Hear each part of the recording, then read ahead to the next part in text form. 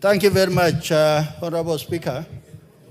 Honorable Speaker, the member for Wajir East constituency, Honorable Mohammed Dawood, has requested a statement on alleged discriminatory screening protocols imposed on passengers flying to and from the northeastern region. The honorable member sought to be informed justification for continued requirement for special clearance for flights to and from Wajir, the reasons for rescreening passengers from Wajir upon arrival at Wilson Airport, the measures put in place to ensure uniform screening procedure for all domestic flights, and fourth, the steps taken to revise the Air Navigation Regulation 1985. Honorable Speaker, on the first request for justification, the requirement for special flight clearance is critical due to the significant security challenges present in restricted regions, including northeastern part of Eastern Coast, Nyanza, and Rift Valley. These areas face persistent threats of terrorism, regional stability, and technological limitation. Current air traffic control radar systems do not detect aircraft flying around or close to the Kenya border below 10,000 feet, reinforcing the need for special clearance to ensure accountability and oversight of low-altitude flights. The clearances are valid for 3 months, with renewal options available 1 month in advance. This system has proven efficient with no significant operational challenges. Security concerns in restricted areas remain the primary reason for retaining the clearance requirement, particularly for unmanned aerodromes. The special clearance requirement ensures that all air operations, regardless of location, adhere to strict security measures to prevent unauthorized flights. The Aeronautical Information Publication Guides, Air Navigation, must align with periodic updates mandated by the International Civil Aviation Organization. Second part, Honorable Speaker, the reasons for rescreening passengers. This rescreening is informed by the prevailing security situation in those regions. Third, measures put in place to ensure uniform screening procedures for all domestic flights. Honorable Speaker, the rescreening is not meant to discriminate any of the passengers.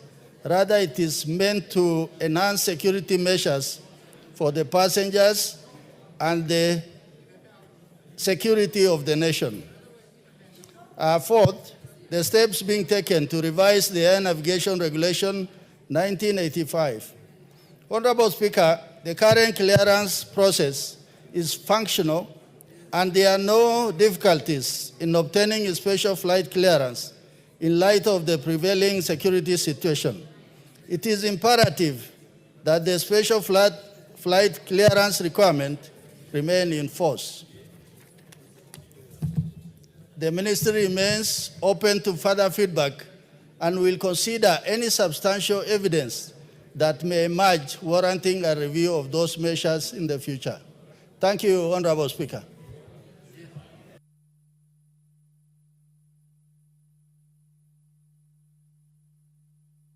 Yes, you are done? Dawood, are you done, Rasso? Mic. Give Honorable Rasso the mic. I am done on the statement sought by Honorable Dawood. So you sit and wait for any clarification you may wish to have. Dawood, if you are satisfied, we move to the next. I am definitely not satisfied, Mr. Speaker. Go ahead and seek clarification. Mr. Speaker, I am surprised that the chairman who comes from Marsabit will talk about areas near Somali border. Marsabit is hundreds of kilometers from Somali border, and I wonder why Marsabit is also part of the restricted airspace.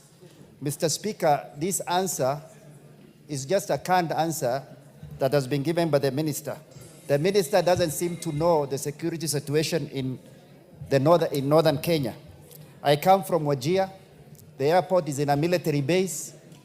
The airport is guarded by Kenya Air Force, Kenya Army, General Service Unit, the National Intelligence, and American forces.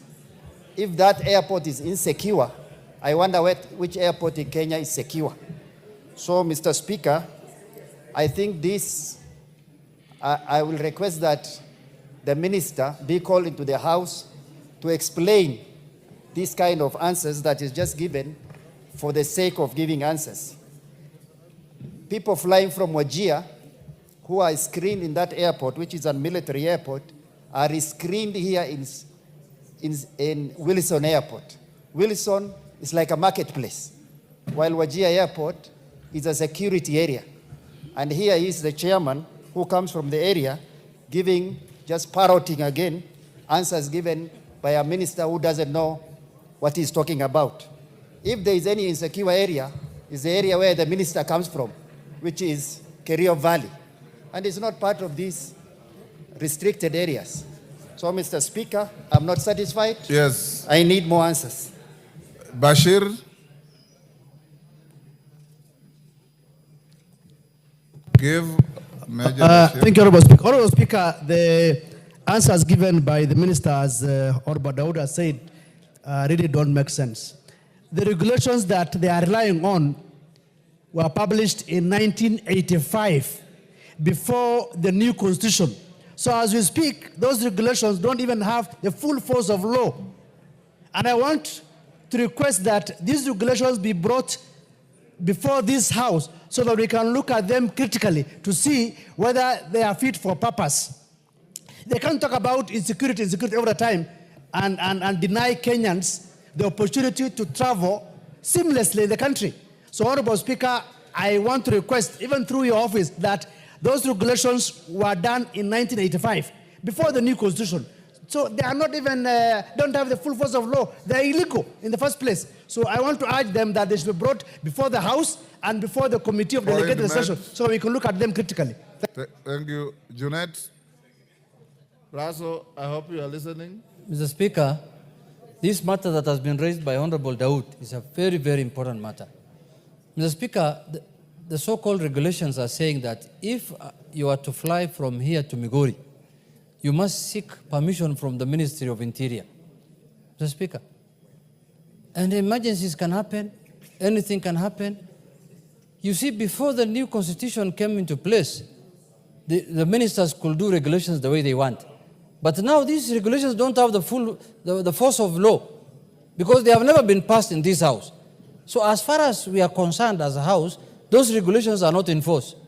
We want to tell the airlines to ignore it, because until the regulations are brought here and they are passed by this House so that they can have force of law, Mr. Speaker, that is just an opinion by the ministry that if you want to fly to Migori or Wajir, you seek permission from us. That's just an opinion. But if they want to make sure that it is followed as law, then they must bring it to this House so that it can have the force of law. So from today, Mr. Speaker, make a communication here that those regulations were before the new constitution. Those were just like any other thing. They are not in force at all. So I think, Mr. Honorable Da'uud, I know most of the airlines, some of them belong to your relatives. Just tell them to ignore those people. Yeah, there's no need of asking for permission. Tell your relatives to ignore those people. Yakub, is it Honorable Yakub? Honorable Yusuf, sorry. Thank you, Mr. Speaker, for giving me this opportunity. I want to also add my voice to this issue. Mr. Speaker, the answer read by Honorable Rasso is completely misplaced. Mr. Speaker, what the minister, the CS, is saying is not here nor there. He's talking about, he's giving justification of somebody who was screened by a military officer, by a police officer, by a KAA, again rescreened in the airport here. Mr. Speaker, it doesn't make sense. That person, while he was airborne, flying from Wajir, probably to Wilson Airport, how can he have other security issues? Where does he get bombs or anything that will going to create problems to this country? It doesn't make sense. Mr. Speaker, the CS said it is not discriminatory, but I believe that is a discriminatory issue. Nowhere else or no passenger from any other airport is screened in this country unless they are only those who are coming from northern Kenya. Mr. Speaker, we want this regulation to be brought to this House, debated, seen, and again, it's a null and void and ratified to be uniform to everywhere within the country. Mr. Speaker, what the President of the Republic of Kenya was advocating for is equality and justice for all of us. We have talked about Point made. We have talked about the removal. Yes, Owen, you've made your point, Honorable Member. Honorable Speaker, I want to speak on the issue of regulations as enunciated by the leader here, minority leader. You see, the issue of regulations, the law states that the minister may bring regulations, may. Does not, it's not actually compelled to do that. That's one. Two, the traditions in this House is that regulations only come to the floor of the House when they have been rejected by the committee, Honorable Speaker. And therefore, we need to look at this so that actually regulations find their way. Honorable Bias. Mr. Speaker, Yes. let me educate my colleague leader. Under the new constitution, anything that should have force of law must pass through this House. So regulations are subsidiary legislations. If a minister wants to enforce them, he must bring them here so that we can put soul of force of law into it. So don't erode the powers of the House. Don't erode the powers of the House. He may bring, that's a choice, but if he wants to use the regulations, he must bring them here. Yeah.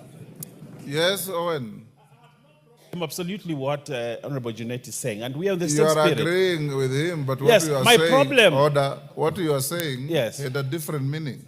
No. Or to the extent of what he has said, I agree with him. But Honorable Speaker, there's When one the also, law says may bring, Yes. and if it doesn't bring, then there are no regulations. It's as simple as that. correct, Honorable Yes. Speaker. But what I have a problem with, and which probably we need to look at rules and procedure, Honorable Speaker, is that regulations that have been rejected by the committee will be brought to this House and tabled at the tabled for approval or for adoption. But if the committee does not have a problem with the regulations, the committee decision passes. Order, Honorable Mbaya. Yes. You are pursuing an abstract argument that has no relevance. The issue is there are regulations in force. Your colleagues are saying they have never been brought to this House, so they are not regulations. So, Rasso, can you answer that?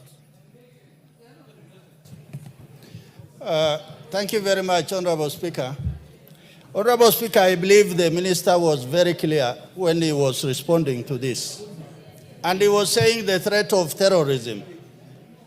If honorable members in this House are saying no to that, then they must vigorously challenge that position. Secondly, regional stability. If the neighboring countries are unstable, and we have problems of small arms and light weapons, and even things like mortars and rockets that are able to get into our country. Then the third one is said technological limitation, that if an aircraft is flying below the radar, that is, if it is flying below 10,000 feet, it means it can fly below the radar. So for that reason, what the minister has said, for security of everybody and everything, that is why they are enforcing this. But if we can challenge to say that there is no need to have that, he is actually saying in closing, we will consider any substantial evidence that may emerge warranting a review of measures that are in place. So I think it is very clear. The minister is saying these are the issues, but if you have compelling reasons that why it must be lifted, he said you come forward and give the necessary evidence for that. And I know some of the honorable colleagues who are challenging this are owners of aircrafts. I think there's freedom of using the Kenyan airspace. Yes, there's freedom of using the Kenyan airspace, but security of Kenya remains paramount. Mr. Speaker, I beg to.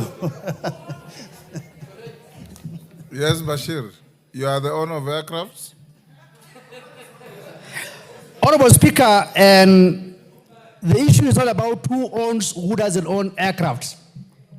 The issue is that the regulations that are currently operating are illegal. They have not been passed by this House. So even we want you to, Mr. Speaker, to give direction that either they bring to the committee or they are declared illegal. It's not about who owns, who doesn't own. They are owned by Kenyans. That's the fact. So let's agree that they are illegal and they are operating without the law. Elachi. Thank you, Mr. Speaker. Mr. Speaker, I think we agree. We agree as a House, yes, the regulations must come. But I agree also with Honorable Rasso Order. that indeed, in terms of security, Order, women rep for Garissa. even when you are flying from the US and you pass through Dubai, you go through security and you went through security. So for me, I think the paramount question here is that we must take care of security also. Thank you, Mr. Speaker. David, Speaker.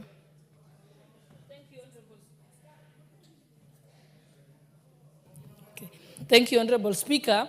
Let me speak to this. The regulations are normally published and approved by Parliament, and they say in force for 10 years. After 10 years, they lapse. What the relevant ministry should do is either bring new regulation, publish new regulations in the Kenya Gazette.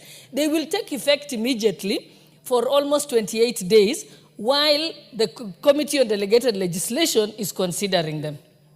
Or the other option is they have lapsed, that means there is no existence of regulations. Or the other option that what they can do is they can come and seek from the committee extension of the regulations while they produce new regulations.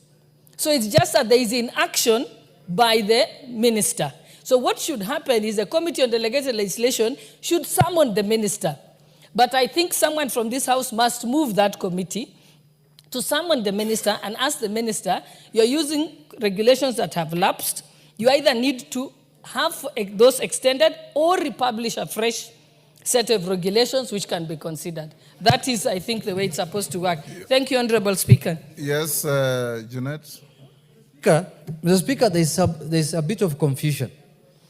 Mr. Speaker, what we are discussing here is not the persons who are being carried by the aeroplanes.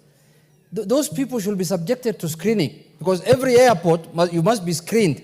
What we are discussing are the aircraft. Mr. Speaker, if today yourself, because you have to go for work to Wajir or Migori, for example, and you are to leave tomorrow morning at 8 for that work, the aeroplane that's supposed to carry you, Mr. Speaker, must seek permission from the Ministry of Interior that we are carrying the Speaker of the National Assembly to Migori.